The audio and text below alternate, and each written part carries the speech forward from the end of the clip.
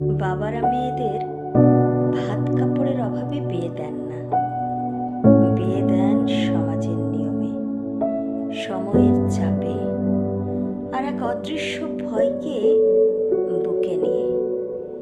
নিজের আদরের মেয়েকে কেউ কি সহজে পরের বাড়ি পাঠাতে পারে? যে মেয়েটা বাবার আঙ্গুল ধরে হাঁটা শিখেছে, তাকে একদিন ছেড়ে দিতে হয় অন্য জীবনের ধারে।